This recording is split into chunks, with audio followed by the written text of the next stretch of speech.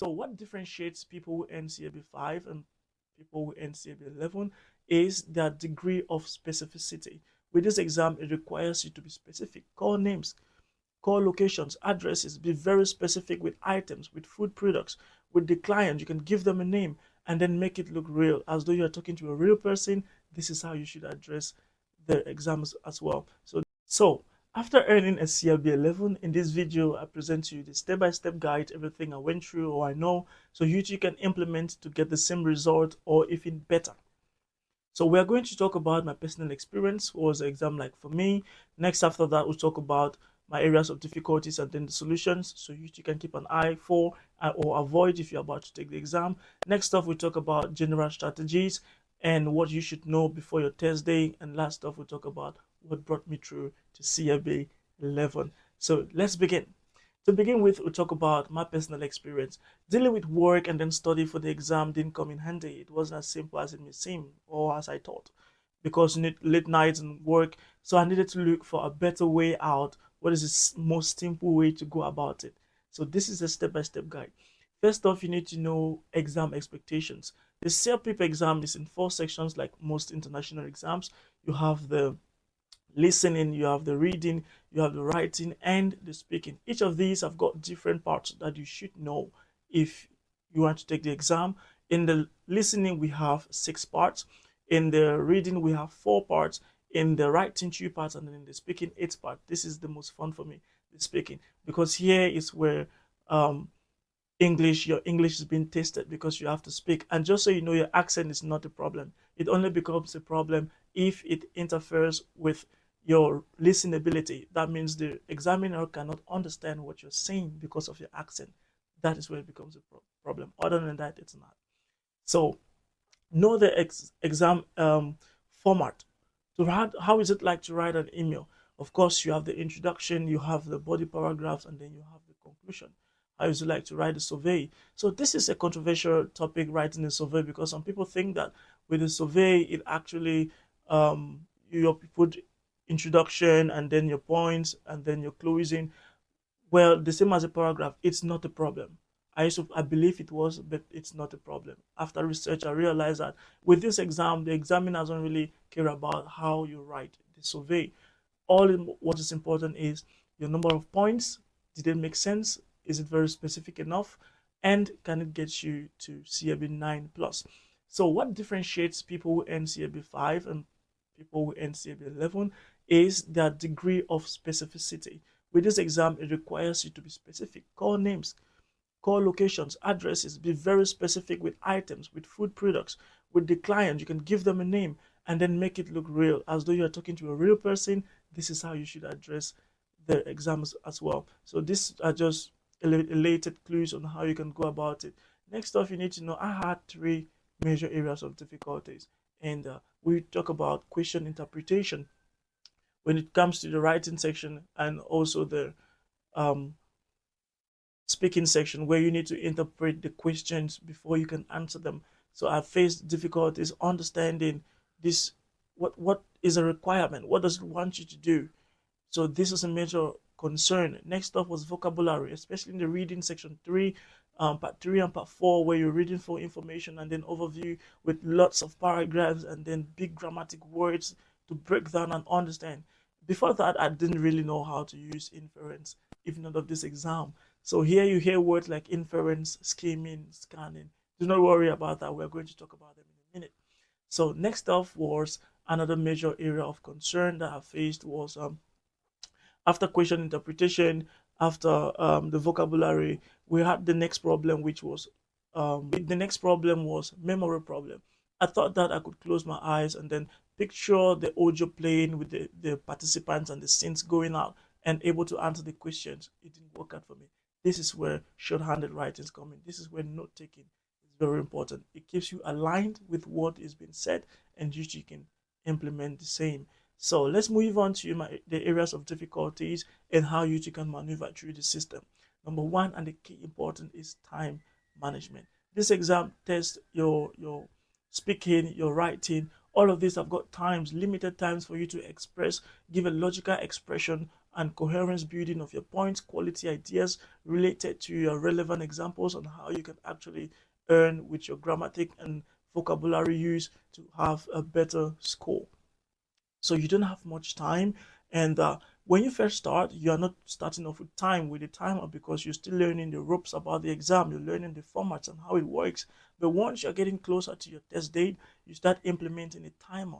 Start putting yourself in one sitting, taking the exam maybe one time a day or two, putting yourself in the same scenario or situation so you can have a similar experience, the same as a test date or your test day.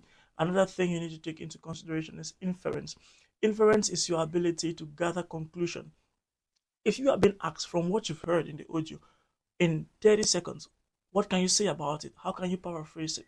So this is inference. Inference is your ability to draw conclusion from what you've heard using logical reasoning and critical thinking to answer the question. You'll hear them more in speaking section 1, 2, and also 5 and 6. And you also hear them in basically writing all the two sides. You always have them. They paraphrase words, synonyms. This is where inference comes in. And before inference, you have scheming and scanning. In a minute, we are going to talk about that as well. So next off, we have building quality ideas. So when you first start, or when I first started, building ideas, listening or reading in 30 seconds to build quality ideas on what you're going to say, then wasn't easy. Because for CLB 9 plus, this is the key. How specific are you? How elaborate are you? How precise? You should be very precise or specific, and you should be very uh, elaborate. That means, can you bring short sentences into one long sentence or paragraph which unveils the same sense, the same logical flow? And this is where your content is being graded on. Content and coherence. Your ability to form complex structural sentences to give the same logical flow using descriptive adjectives, using transitional words that are elaborate or that are correct in the sentence, and also sentence building from one sentence to another with relevant examples, making it look real and authentic as though this is your story. So this is what makes a CRB 9 plus compared to 5 to 8, which is more elaborate, just general ideas, no in-depth, no very specific, very vague. So for CLB 9 plus, you must be specific, elaborate, and be able to build complex ideas with relevant examples in 60 seconds. 2 to 3 ideas. So this was a problem. And the way to solve this is practice. You have to practice. Practice, practice. You can check out the Paragon website or the CELPIP official website, get practice materials there. They are free actually. And if you'd like for personalized lessons, you can actually reach me out on my email. I'll put it here, up here. And you and me, the same way I got the CLB 11, you two are going to get the same or your desired score. We're going to practice, and this is once and for all.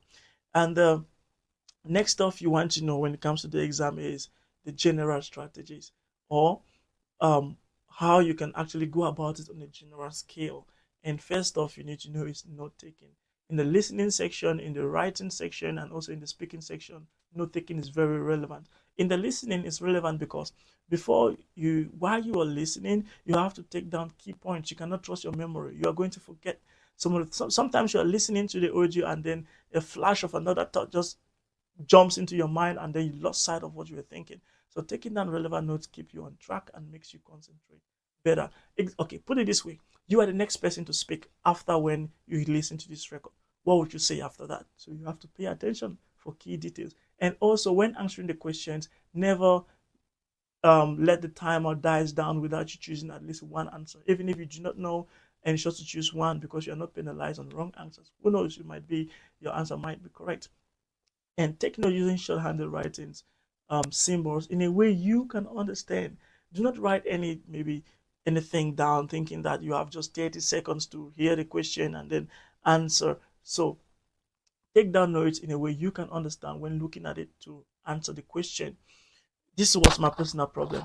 So when you are taking down notes and you are listening to the audio, pay attention to the who, to the what, and to the why. Who is speaking, to whom is the person talking to, and what are they talking about. These are the key things you want to jot down, because, and also the overall sense, general sense. What if you cannot get the specific? You have to get the general sense. There are three types of questions basically that you likely face when it comes to the exam, and it's general meaning question, which is what you've heard, what is the passage talking about, what is the audio all about. Number two is specific questions. What did the salesman do after that? What did Lisa do after that? And the third is inference, which is what do you think is going to happen next based on what you've heard? Inference, your ability to draw conclusion using logical thinking and critical reasoning to answer the question, that is inference. And next off, another thing you really want to know when it comes to the CELPIP exam is question interpretation, your ability to interpret the question correctly. How would you address a restaurant manager? How would you address a friend or a colleague? How would you do all of that? So you need to know while speaking, actually, you need to take notes as well. I forgot that. While speaking, you need to take notes as well. Before you speak, you have 30 seconds to put yourself together and then speak. While you are reading, jot down immediately the things you are going to talk about before you forget, because you cannot trust your mind to actually speak and then think of a next reason to give or next idea or next advice or point. It's going to drain you out unless you train you are a superman. So the best way to go about it is while you are reading in 30 seconds, the idea pops in your mind, just jot it down. While you're speaking, you're looking at it so you know from here I'm going to this and I'm going to that. And you have to keep your eye on the timer as well. So you know I'll maybe use like 15 seconds, 10 seconds, or 5 seconds, depending on your placement, using relevant examples as well. And in the writing section, of course, you take like 3 minutes to think about what you want to say, how many paragraphs you are going to give, how would you address, what is the format, is it formal, is it formal or informal, how many points of ideas are you going to give, what examples are you going to attach it to them, and how would you transition. So you take 2 to 3 minutes, put this together, and then you can start writing for coherence and logical flow while you're developing in it. Complex structural building, and also correct use of vocabulary and grammar. So far, if you're getting value, then hit the subscribe button, like, and you can leave a comment, because the next video coming up is a workshop on how you can go about with your email writing. This is a workshop. I share my screen, live session. You and me, we do this one-on-one. So you can go there and then beat the exam structure as I did. Make sense?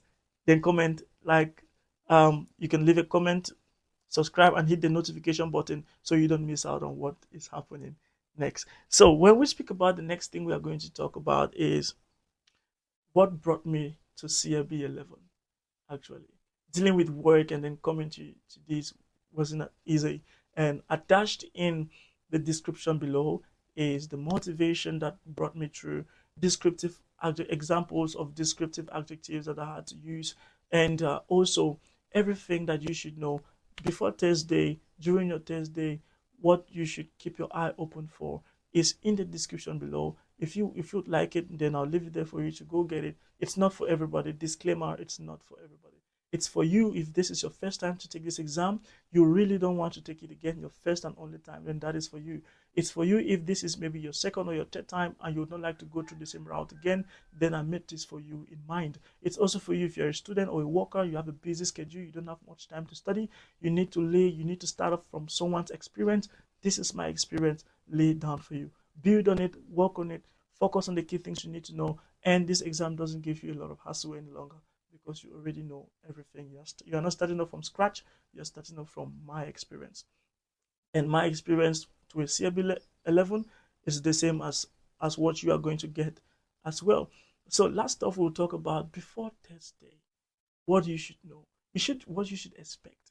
And you should expect a kind of like a noisy environment, because in the exam you will not be there alone. There are other test takers like yourself, so you should be aware of a noisy environment. So practice in a noisy place, in a coffee shop, in the park.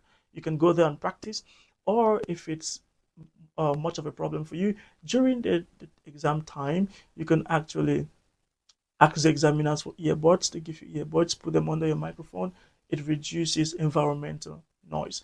Practice many times before the exam to build confidence, to build to reduce anxiety, and to make you feel much more better. So are you getting, in the next videos coming up, we are going to talk about each of these sections, the different parts, what you should know, what you should keep an eye for, and how you can best do skimming and scanning. Because skimming basically is your ability to read through the lines, to go through the lines very fast, to understand the general meaning and build the coherence and the flow of it to get what is it it's actually all about. And scanning is your ability to look for specific information from the passage. So when you scan through the paragraphs, and scanning comes in where you go straight to that paragraph and get exactly what it is. If you like this video, if you get value, then like, subscribe, leave a comment, and check out the next videos where we have the workshops, and also we are talking about each section in more details. I'll share my screen, you and me one-on-one, we'll work this out. If you like personalized lessons with me, then I'll leave my email here. Get in touch, and this will be the last time you ever take this exam, and I can't wait to see you in the other video. So don't forget to get in the description below if you need the document that brought me to CLB 11. I'll leave it there for you. Thank you, and I'll see you in the next video.